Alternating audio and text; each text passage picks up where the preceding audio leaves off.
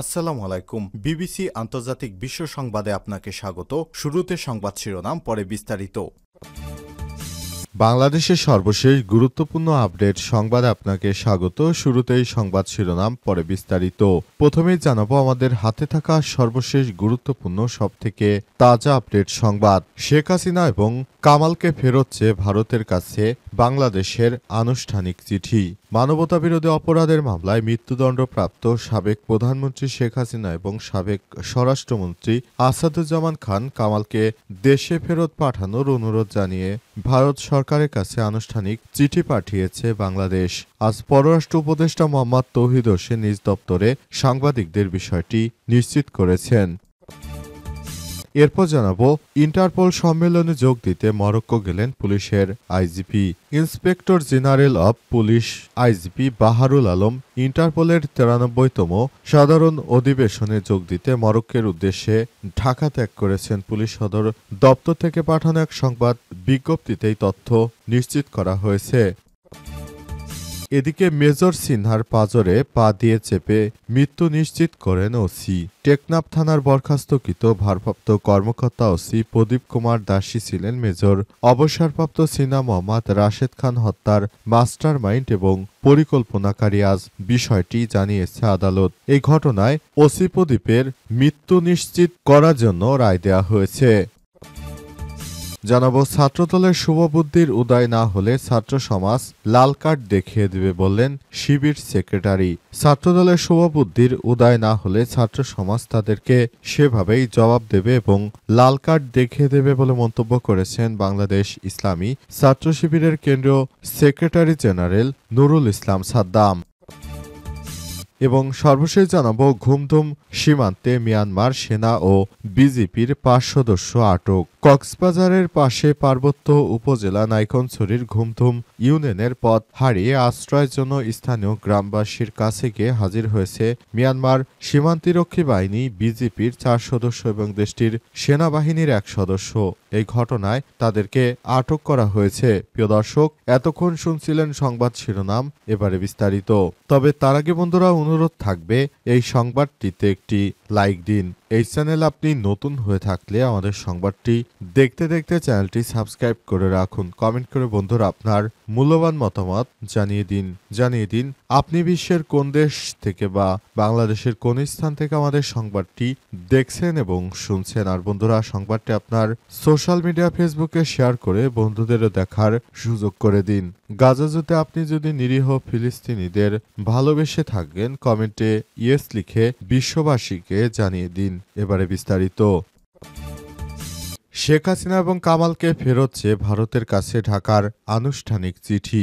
মানবতাবিরোধী অপরাধের মামলায় মৃত্যুদণ্ডপ্রাপ্ত সাবেক প্রধানমন্ত্রী শেখ হাসিনা এবং সাবেক স্বরাষ্ট্রমন্ত্রী আসাদুজ্জামান খান কামালকে দেশে ফেরত পাঠানোর অনুরোধ জানিয়ে ভারতের সরকারের কাছে আনুষ্ঠানিক চিঠি পাঠিয়েছে বাংলাদেশ। আজ পররাষ্ট্র উপদেষ্টা মোহাম্মদ তৌহিদ হোসেনের নিজ দপ্তরে সাংবাদিকদের জানান, গত শুক্রবার দিল্লির উদ্দেশ্যে চিঠি পাঠানো হয়েছে। চিঠিতে মৃত্যুদণ্ডপ্রাপ্ত ২ আসামিকে বাংলাদেশ হাতে ফিরিয়ে দেওয়ার অনুরোধ জানানো হয়েছে। গত ১৭ নভেম্বর আন্তর্জাতিক অপরাধ ট্রাইব্যুনাল জুলাই মাসের গণ অভ্যুত্থানের সময় সংঘটিত মানবতাবিরোধী অপরাধের মামলায় শেখ হাসিনা এবং আসাদুজ্জামান খান কামালের বিরুদ্ধে রায় ঘোষণা করে ২টি অভিযোগে শেখ হাসিনাকে এবং একটি অভিযোগে কামালকে মৃত্যুদণ্ড দেওয়া হয়।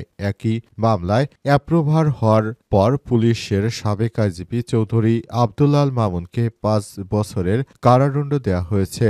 বিচারপতি মোহাম্মদ গোলাম মুর্তজা মজুমদারের নেতৃত্বে ৩ সদস্যের ট্রাইব্যুনাল এই রায় ঘোষণা করা হয়। অন্য ২ আসামিরা ছিলেন অন্য ২ সদস্য ছিলেন বিচারপতি মোহাম্মদ শফিউল আলম ও বিচারক মোহাম্মদ মহিতুল হক এনাম চৌধুরী। মানবতাবিরোধী অপরাধের মামলায় শেখ হাসিনাকে ফাঁসির আসামি হিসেবে তার শাস্তি কার্যকর করা হয়েছে। শেখ হাসিনা তিনি যেন বাংলাদেশে আর কখনোই এই ফ্যাসিজম কায়েম করতে না পারেন সে ব্যাপারে ট্রাইব্যুনালের পক্ষ থেকে রায় দেয়া হয়েছে, যাতে করে আর এই ধরনের মানবতাবিরোধী অপরাধের ঘটনা বাংলাদেশে কোনো স্বৈরাচার আর ঘটাতে না পারে সেটি দেখতে হবে। ইন্টারপোল সম্মেলনে যোগ দিতে মরক্কো গেলেন IGP. Inspector general of police IGP Baharul Alam ইন্টারপোলের 93তম সাধারণ অধিবেশনে যোগ দিতে মরক্কোর উদ্দেশ্যে আজ ঢাকা ত্যাগ করেছেন। পুলিশ সদর দপ্তর থেকে পাঠানো এক সংবাদ বিজ্ঞপ্তিতে এই তথ্য জানানো হয়। বিজ্ঞপ্তিতে বলা হয়, ইন্টারপোলের সদস্যভুক্ত বিশ্বের 196 দেশের উচ্চ পর্যায়ের প্রতিনিধিদের অংশগ্রহণে 4 দিনব্যাপী এই সম্মেলন 24 থেকে 27 নভেম্বর পর্যন্ত মরক্কোতে অনুষ্ঠিত হবে।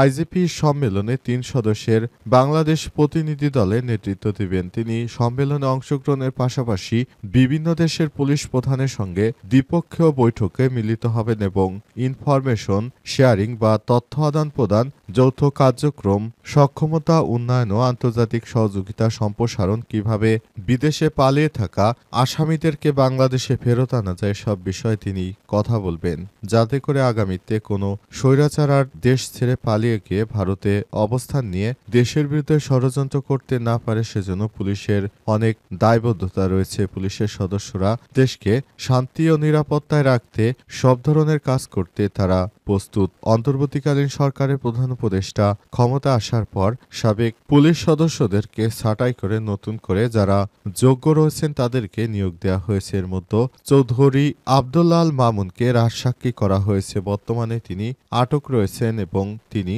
হাসিনার বিরুদ্ধে সাক্ষ্য দিয়েছেন। সেই সাক্ষ্যের মাধ্যমেই হাসিনার ফাঁসির রায় ঘোষণা করেছে আন্তর্জাতিক অপরাধ ট্রাইব্যুনাল। এ অবস্থায় হাসিনাকে ভারত থেকে দেশে ফিরে এনে তার শাস্তি কার্যকর করার সর্বোচ্চ চেষ্টা করা হচ্ছে।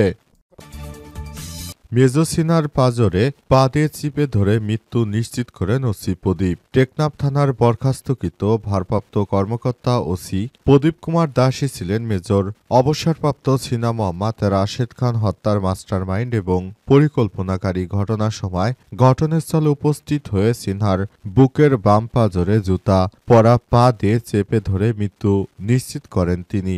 মেজর অবসরপ্রাপ্ত সিনা মোহাম্মদ রাশিদ খানকে হত্যার মামলায় দেয়া হাইকোর্টের রায় পর্যবেক্ষণে এসব তথ্য উঠে এসেছে। 378 পাতার পূর্ণাঙ্গ রায় সুপ্রিম কোর্টের ওয়েবসাইটে প্রকাশিত হয়েছে। 378 পৃষ্ঠার এই পূর্ণাঙ্গ রায়টি জানা গেছে সেখানে টেকনাফে ওসি প্রদীপ সেদিন মেজর সিনা মোহাম্মদ রাশিদ খানকে হত্যা করে এবং তাকে হত্যা করার জন্য ওত পেতে বসেছিল এই ওসি প্রদীপ এবং পুলিশের গুলিতেই মেজরকে হত্যা করা হয়েছিল। তৎকালীন সময়ে সারা দেশব্যাপী মেজর সিনা মোহাম্মদ রাশিদ খানকে হত্যার ঘটনায় পুরো বাকরুদ্ধ হয়ে পড়ে সারা দেশ এবং সবাই ওসি প্রদীপকে গ্রেপ্তারের দাবি জানায়। অবশেষে ওসি প্রদীপকে গ্রেপ্তার করা হয়। সিনা মোহাম্মদ রাশিদ খান তৎকালীন এসএসএফ এর সদস্য হিসেবে তিনি সেনাবাহিনীতে চাকরি করার পর অবসরে গিয়েছিলেন। তিনি ইউটিউবের ভিডিও নির্মাণ করার জন্য তিনি টেকনাফ যান এবং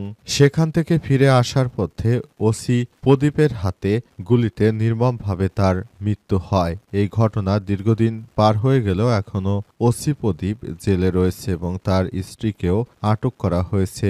এই ঘটনার পর ওসি প্রদীপকে প্রতিনিয়ত আদালতে তোলা হচ্ছে এবং তার বিরুদ্ধে অসংখ্য অভিযোগ পাওয়া গেছে, কিন্তু এখন পর্যন্ত বাংলাদেশের আইনে তাকে ফাঁসির রশিতে ঝুলাতে পারেনি কেউ। এটা অত্যন্ত দুঃখজনক একটি ব্যাপার যে হত্যাকাণ্ড ঘটনা ঘটানোর পর এত দীর্ঘ সময় লাগে দেশে শাস্তি কার্যকর করতে। এটা বাঙালিদের জন্য অত্যন্ত দুঃখজনক একটি ব্যাপার যে এখনো এই ওসি প্রদীপের সাজা হয়নি। ছাত্রদলের শুভ বুদ্ধির উদয় না হলে ছাত্র সমাজ লাল কার্ড দেখিয়ে দেবে বলেন শিবিরের সেক্রেটারি। ছাত্রদলের শুভ বুদ্ধির উদয় না হলে ছাত্র সমাজ তাদেরকে সেইভাবেই জবাব দেবে এবং লাল কার্ড দেখিয়ে দেবে বলে মন্তব্য করেছেন ইসলামী ছাত্র শিবিরের কেন্দ্রীয় সেক্রেটারি জেনারেল নুরুল ইসলাম সাদ্দাম। আজ পাবনা সরকারি এডওয়ার্ড কলেজের আব্দুল সালাম মিলনায়তনে নবীন শিক্ষার্থীদের নিয়ে নবীনবরণ ও ক্যারিয়ার গাইডলাইন অনুষ্ঠানে সাংবাদিকদের তিনি সব মন্তব্য করেছেন। এ সময় তিনি বলেছেন, আমরা দেশটাকে সুন্দরভাবে সাজাতে চাই, সেজন্য আমরা কাজ করছি, কিন্তু কিছু উচ্ছৃঙ্খল ও চাঁদাবাজ রয়েছে, তারা দেশের অভ্যন্তরে নানা রকম সমস্যা তৈরি করে চলছে। তাদেরকে শক্তভাবে বলতে চাই, আপনারা যদি আপনাদের এই জায়গা থেকে পরিবর্তন না হয়ে আপনারা যদি শিক্ষার্থীদের পালস বুঝতে ব্যর্থ হন তাহলে ছাত্র সমাজ আপনাদেরকে লাল কার্ড দেখিয়ে দেবে এবং ভবিষ্যতে আপনারা আর কখনো মাথা উঁচু করে দাঁড়াতে পারবেন না। ডাকসু, রাকসু, চাকসু ও চাকসুতে যেভাবে পরাজয় বরণ করেছে সেভাবে আগামীতে জাতীয় নির্বাচনে এদেশের মানুষ এই দুর্নীতিবাজ চাঁদাবাজদেরকে জবাব দিয়ে দেবে। এদেশের মানুষ এখন আর কোনো বিশৃঙ্খল চায় না, তারা একটি শান্তিপূর্ণ রাষ্ট্র চায়। সুতরাং এখন সবাইকে সেইভাবেই কাজ করতে হবে যাতে করে দেশের অভ্যন্তরে আর কেউ কোনো ষড়যন্ত্র করতে না পারে এবং নতুন বাংলাদেশ গড়ে তোলার জন্য সবাই একসঙ্গে মিলেমিশে কাজ করতে পারি বলে জানান তিনি।